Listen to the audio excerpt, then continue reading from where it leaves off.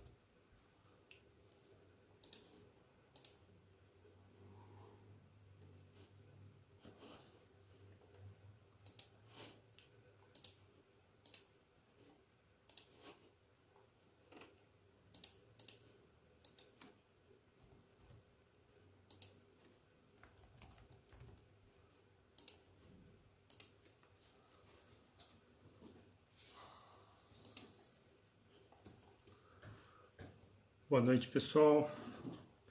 Boa noite, Swift. Seja bem-vindo. Vamos começar aqui a conversar sobre o coronavírus e as últimas notícias de Campinas. Só mais um minutinho aqui e a gente já começa.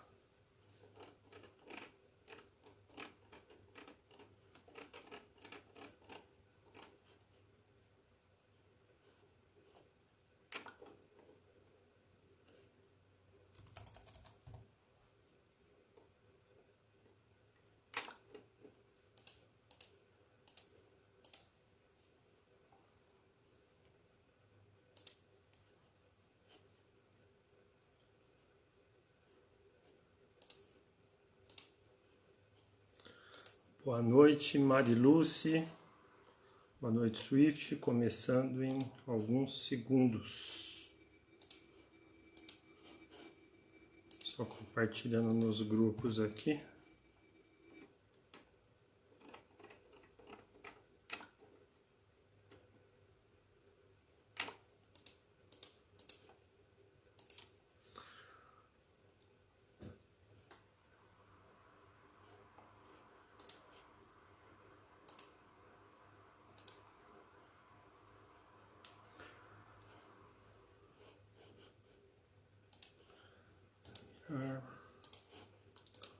G.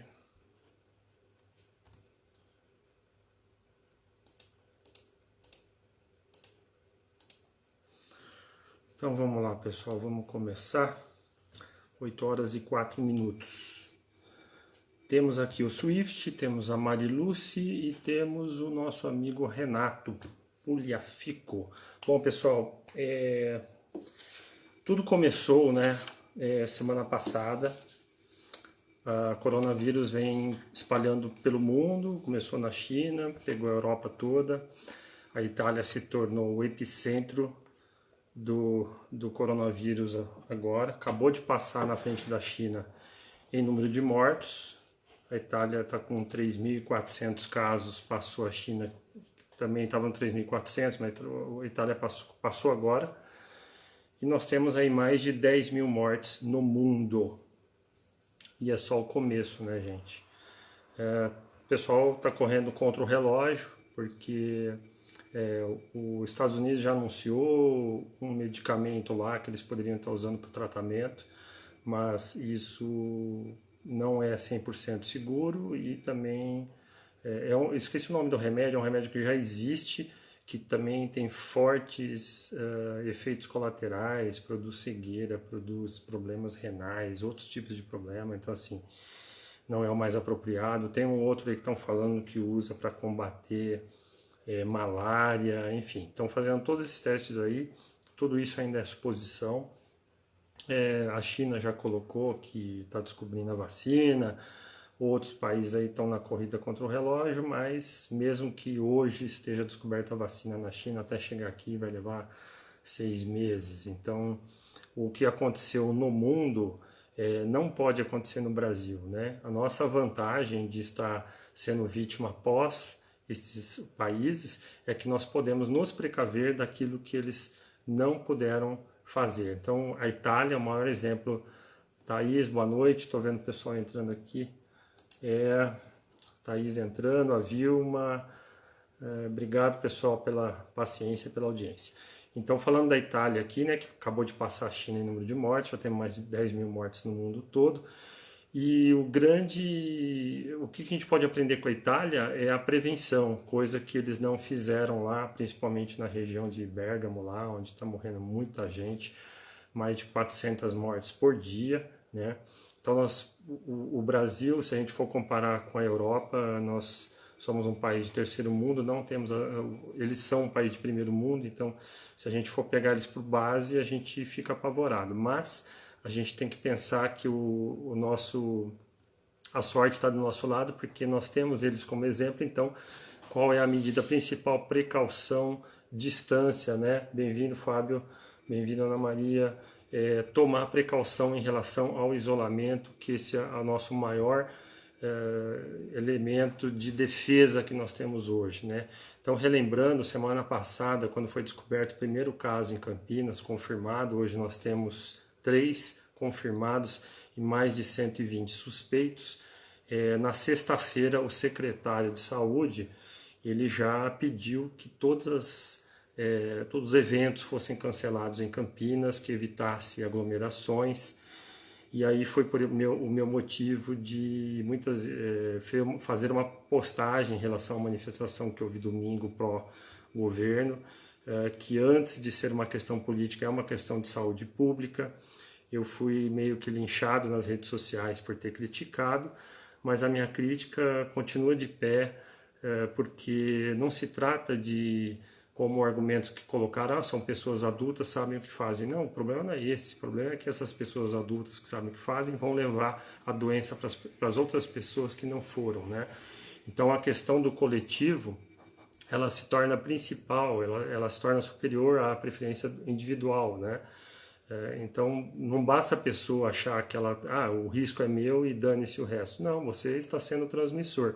Então, nós sabemos que essa doença, ela se propaga entre a proximidade do contato humano, então nós temos que evitar aí a distância, pelo menos 1,5 m, 2 metros de outras pessoas, mesmo dentro de casa ou em reunião de trabalho, enfim.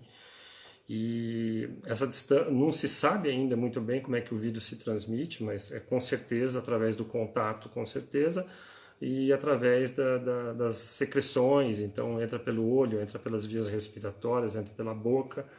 Então, a maior recomendação é a gente, boa noite, Cris, é a gente evitar os cumprimentos, evitar beijinho, evitar abraço, evitar chegar perto. Então, tem gente que gosta de falar muito próximo, chegar junto, abraçar, não, distância agora é 2 metros de distância, porque a proximidade, o vírus, então não necessariamente só com o contato, mas através da proximidade, de alguma forma, ele se propaga também.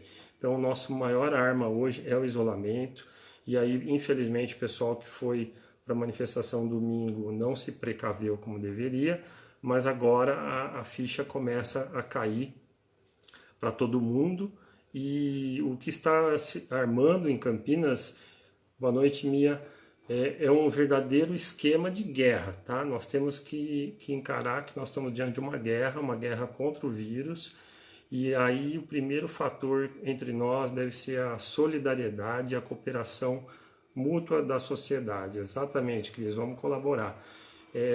Então nós temos aí os médicos que infelizmente não podem se isolar, nós temos os policiais, nós temos bombeiros, nós temos a imprensa que está fazendo um papel importantíssimo de cobrir tudo isso, o que está acontecendo na cidade, para onde que vai, quais são os hospitais que estão abertos, para onde as pessoas vão ser encaminhadas, colocando o número de casos que vão acontecendo, repetir a precaução para os menos avisados, as pessoas da periferia, as pessoas que menos informadas. Nós temos aí moradores de rua, né, que fica aqui a pergunta para o poder público, para a assistência social, como que eles estão procedendo em relação aos moradores de rua, como é que está sendo visto isso, a gente não teve essa informação ainda, porque a ordem geral é reclusão. Hoje a gente ainda via imagens na imprensa de pessoas circulando Adilson, boa noite, pelo centro da cidade,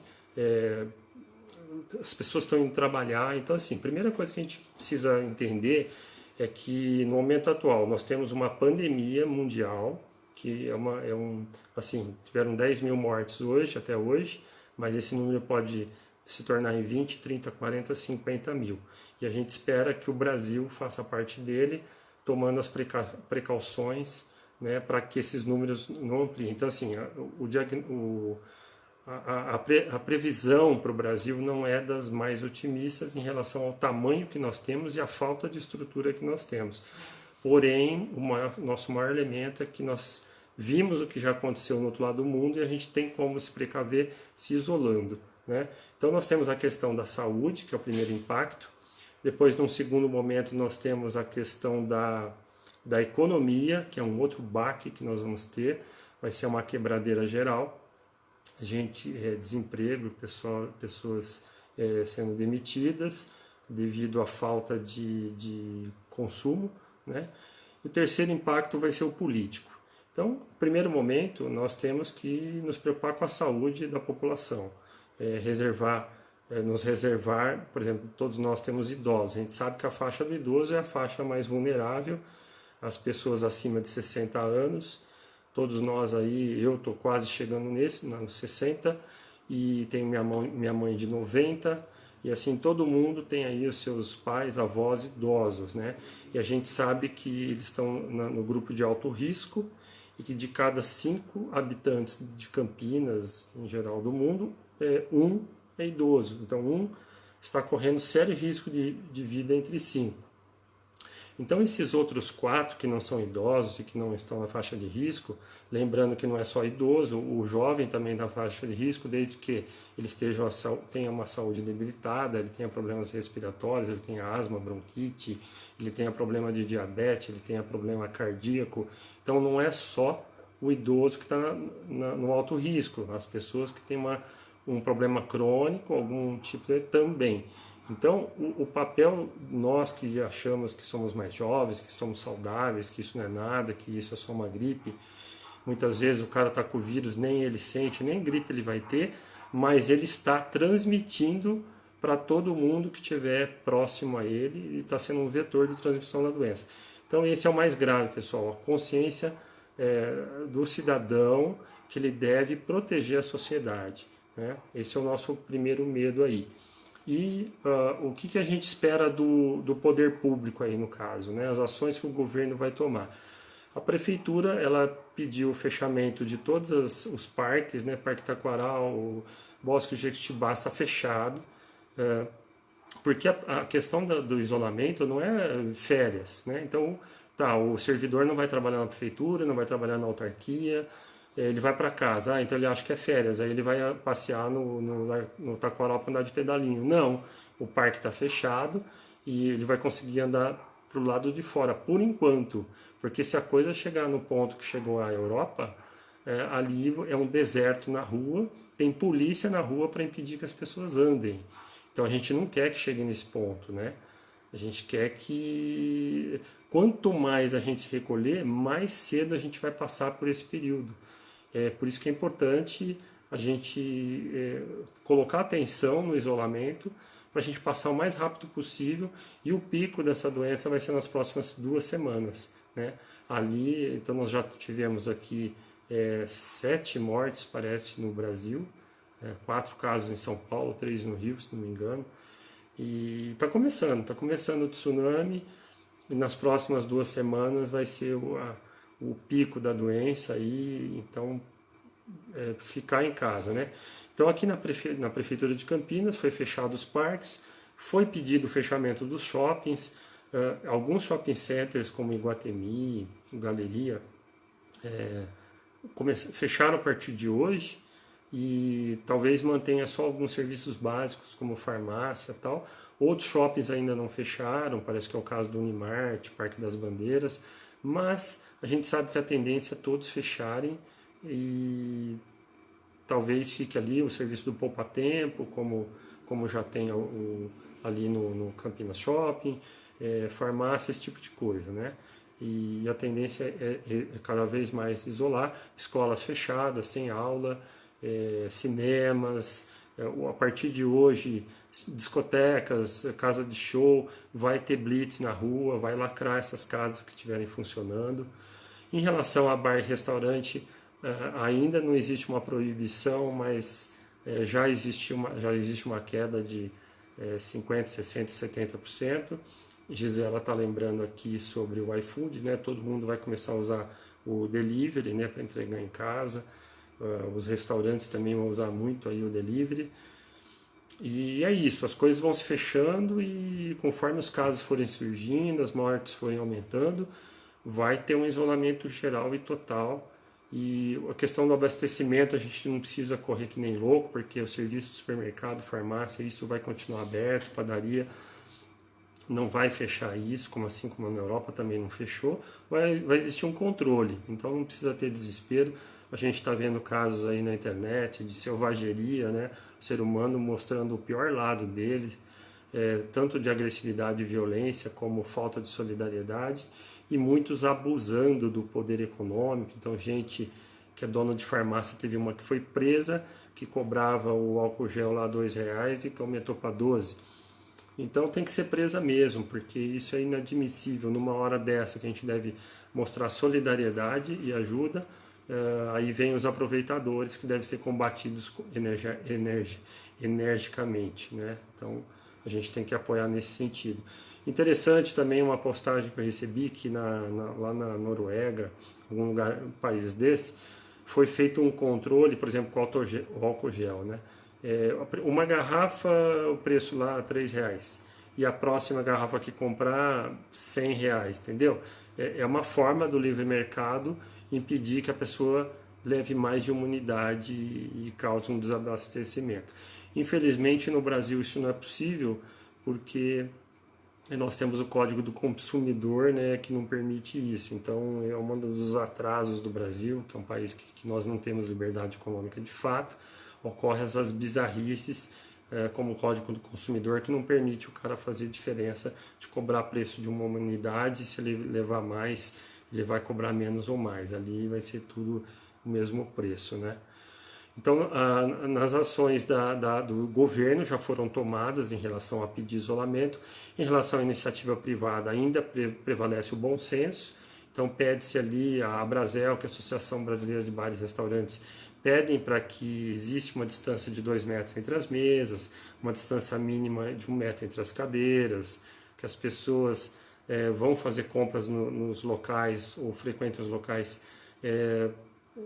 procurando não aglomerar. Então se você vai no supermercado lá todo dia, se você mora nos supermercados, por exemplo, no Cambuí você tem lá o Pão de Açúcar, tem muito velhinho ali que vai, né?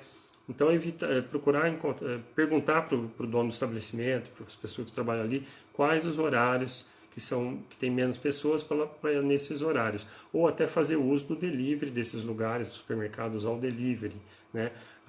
O Pão de Açúcar lançou uma propaganda bizarra, colocando o horário das 6 e 7 horas da manhã para os velhinhos irem, exclusivo dos idosos, né?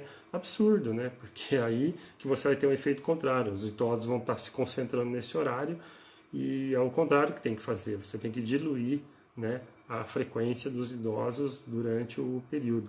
E melhor ainda se o supermercado entregar em casa para eles.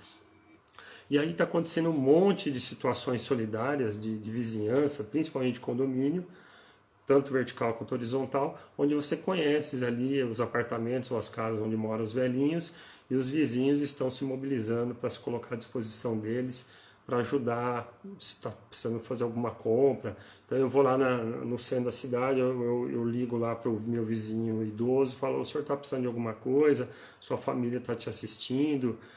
Aí, Daniel, beleza? É isso aí, ó, ajudar os pequenos negócios, né, que são os primeiros que quebram, né? Nós estamos tendo atitudes fantásticas dos grandes, né, que estão fazendo quantias vultosas aí de doações, McDonald's, Google, iFood e tal, bacana, porém eles têm como se sustentar no médio prazo aí, né, mas os pequenos eles não aguentam uma semana sem faturamento. Então é bem lembrado o Daniel em relação a essas ações. Então, gente, essa guerra epidêmica vai testar tanto o lado pior do ser humano, de selvageria, quanto o lado melhor, que é a solidariedade. Nós vamos ver de tudo nessas semanas que se aproximam, e aí nós vamos mostrar quem realmente somos nós, né? Tanto na questão da saúde, tanto na questão da economia, porque não adianta a gente querer só preservar a nossa família e nossos amigos, mas do lado da economia a gente só está pensando no nosso, que nem aquela moça lá que subiu o preço do álcool gel, ou vai subir o preço dos itens básicos como papel higiênico e tal, e não vai pensar na sociedade, né? Então aí nós vamos pensar na questão da economia e na questão da política. Isso também vai fazer com que potencialize os bons políticos, no caso prefeitos, governadores ou o próprio presidente, e os políticos em geral, vereadores, deputados estaduais e federais, como vai ser a mobilização política para resolver os problemas da sociedade. Então a gente sabe que esse impacto que nós vamos ter na economia de 1 mês, 2 meses, 3 meses parados, com consumo não de alimentação, tudo que vai se manter, mas motorista de Uber, dono de restaurante, dono de bar, né, tudo vai parar. Eu sou arquiteto, faço projeto, a obra lá, os condomínios vão proibir de construir, enfim, é uma reação em cadeia, né? Então o consumo vai cair. E aí o que acontece? O pessoal de mais baixa renda, que é o primeiro a ser atingido, que é o motorista de Uber, que é o motoboy não, o motoboy vai ter serviço pra caramba, né? Mas o Uber já vai ficar bem difícil para eles, né? E outros que vivem de biscate aí, que vivem de pequenas vendas e tal, vai parar o consumo, a primeira coisa que as pessoas vão fazer é parar de consumir, e aí é uma reação em cadeia, ou seja, então as pessoas de mais baixa renda, o governo federal já disse que vai ter uma ajuda aí, até de R$ 200 para quem é autônomo. A gente sabe que é muito pouco, mas não dá para o governo, num curto prazo, disponibilizar R$ 1.000, R$ 2.000 para ajudar todo mundo, né? Vai liberar aí fundo de garantia, vai ter antecipação aí de 13º, vai ter um monte de recursos aí que o governo federal está prometendo. Porém, nós precisamos de muito mais que isso, de renúncia, de atrasar pagamento de imposto, renúncia fiscal, esse tipo de coisa. A gente precisa que, além das reformas que estão lá no Congresso, sejam aprovadas a toque de caixa, como a administrativa, como a tributária, que são as mais urgentes, nós temos que ter ações do Poder Executivo, por exemplo, aqui em Campinas, como é que nós vamos ter aí o pessoal que usa água e luz, por exemplo, a Sanasa, ela vai deixar de cobrar 1 mês, 2 meses, 3 meses de conta de água até resolver a situação, principalmente da população mais carente, como que vai poder ser feito isso, em relação à conta de luz. Você paga Vivo, paga Net, paga Sky, paga escola da criança, tal. Tudo isso que não depende de alimentação, de sobrevivência, vai acabar ficando num segundo plano. E aí o que vai acontecer? Esses fornecedores de serviços também vão ter que ter um jogo de cintura, porque vai ter uma inadimplência grande e eles vão ter que negociar isso de alguma maneira, né? Então vai ter que persistir o bom senso aí na negociação. Então, por exemplo, se eu tenho um filho na escola particular e eu vou cortar porque necessidades básicas, o consumo, eu vou privilegiar o supermercado e a farmácia para os próximos 1, 2, 3 meses, e aí a escola vai deixar de receber, não vai ter aula também. E vai ter que ter um bom senso, né? Porque existe um contrato a ser cumprido, mas a escola também vai ter que negociar isso depois. E é isso que nós vamos ter que ver durante todo o decorrer desse prazo aí. E o Partido Novo, assim como outros políticos do MBL e alguns independentes, estão dando um baita exemplo, que é abrindo mão da cota, da verba de gabinete, de todos os privilégios, abrindo mão de aposentadoria especial, de carro oficial, de motorista, de tudo que é privilégio, ficando apenas com seu subsídio, né? Tem muitos já fazendo isso, começando pela turma do Partido Novo, do MBL e outros, e a gente espera que esse exemplo seja copiado e pelos outros políticos, né?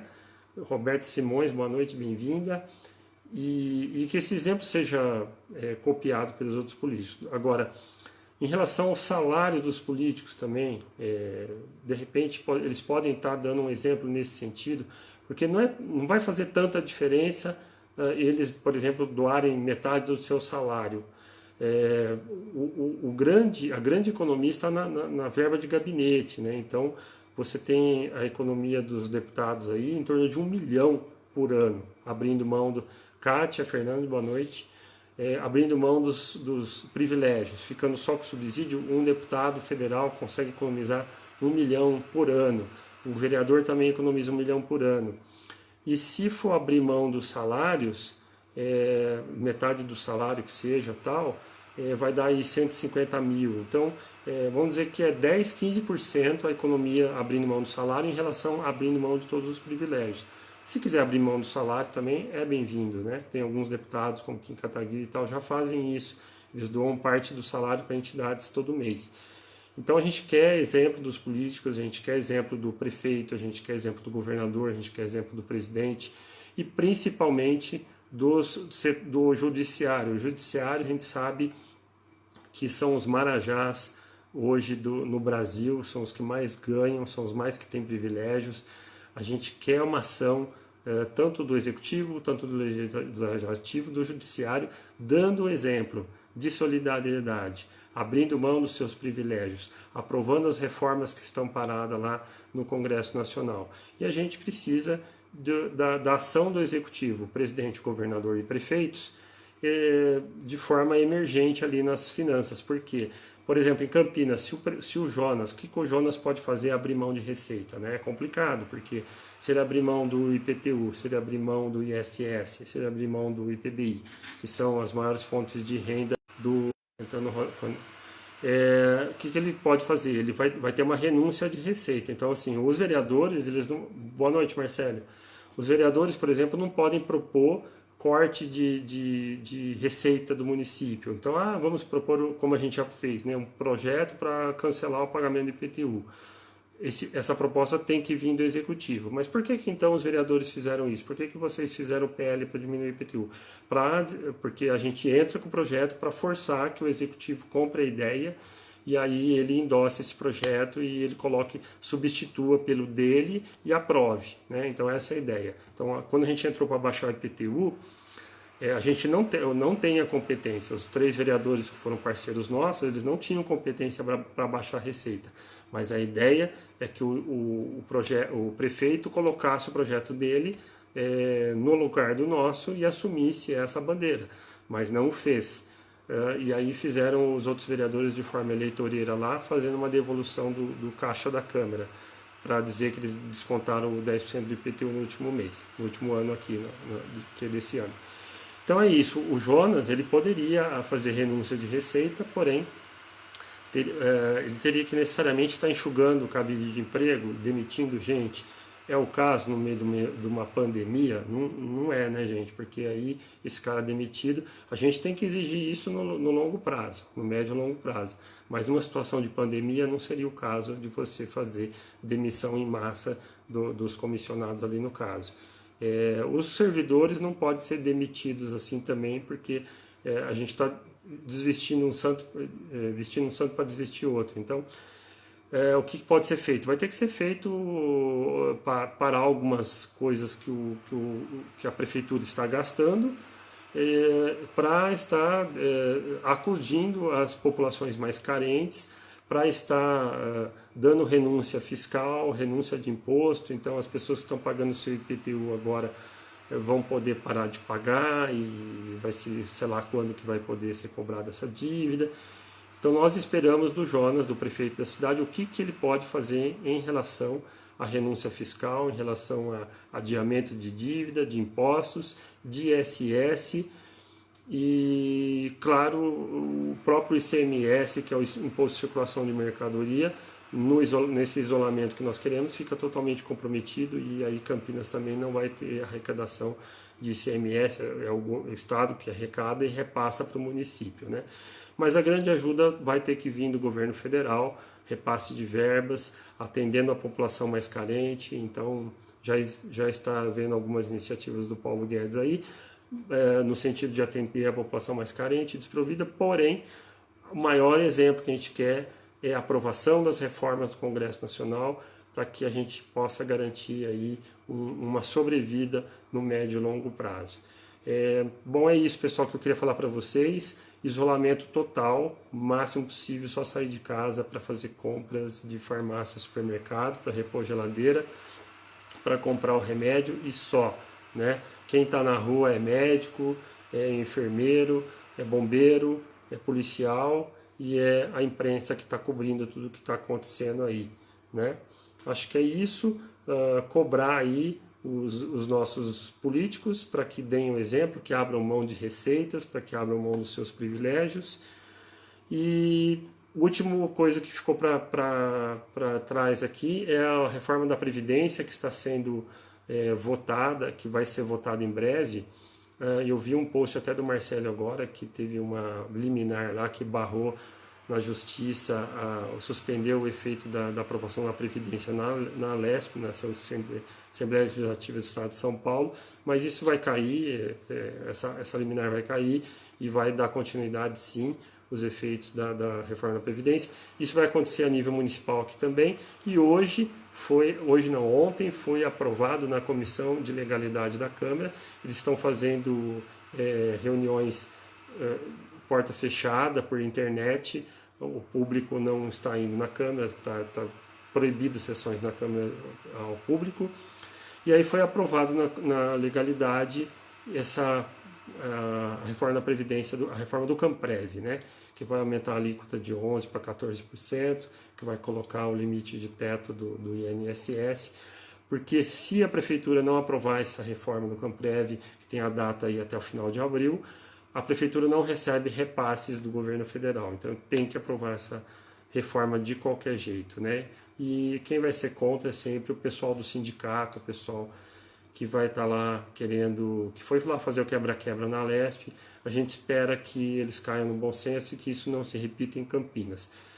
O Gustavo Peta, que é do Partido Comunista do Brasil, já fez uma live ontem, que vai entrar no Ministério Público para que não ocorra a votação, porque por causa do isolamento, porque o público não pode participar, e para ter a votação da reforma da Previdência vai precisar da audiência pública. E com isolamento não vai ter audiência pública fisicamente. Porém, pela internet pode ser chamada uma audiência pública transmitida via internet e esse problema pode ser superado, né? Então a gente espera que o mais rápido possível seja feita essa audiência pública via internet e seja aprovado esse projeto do Camprev, que já está em mais de 600 milhões o déficit do que entra e do que sai dentro da Previdência de Campinas, e é lógico, é um dinheiro tirado da saúde e da educação. Então, e essa pandemia, que vai exigir muitos recursos, nós vamos ter muita morte aqui pela falta de recursos, esse dinheiro está indo para o caixa da Previdência para pagar a aposentadoria de 10, 20, 30 mil reais. Né? Isso não pode acontecer. O Camprev tem que ter as suas contas sanadas, os sistemas têm que se autossustentar sem tirar dinheiro da saúde e da educação. É isso aí, pessoal. Falei demais. Deixa eu ver aqui, perguntas não, né? Acho que não tem. Alguém quer colocar alguma coisa a mais? Deixa eu ver aqui, acho que ninguém. O Biscolas lembrou a questão dos pequenos negócios, então vamos privilegiar aí o barzinho da esquina, a farmácia da esquina, do bairro, que é o que atende mais ali, o que está mais perto de nós.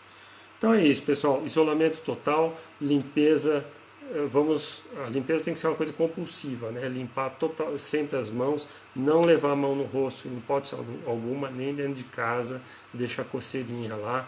Não está aguentando, vai lá, lava a mão mais uma vez e coça, né? E lembrando que nós somos os responsáveis por manter a saúde de toda a população, vamos ficar em casa e ir somente para a rua para uma necessidade urgente que não dê para a gente ficar. Tá bom, pessoal? Obrigado a todos, tamo junto aí, e se você curte o meu trabalho, por favor, curta o vídeo, compartilha e siga a minha página, tá bom? Abraço a todos, obrigado, pessoal, pela audiência.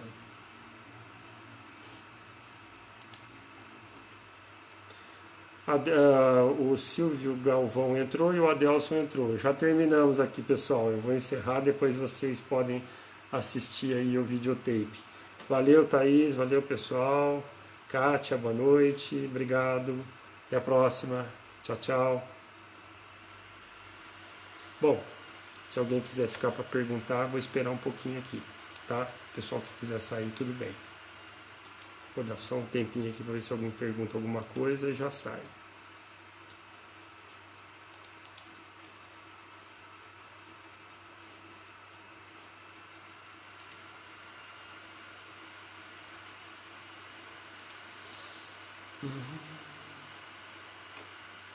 Beleza, então vamos sair, não teve perguntas. Tchau, tchau, fui. Valeu, pessoal. Compartilha o vídeo e segue minha página. Tchau, beijos.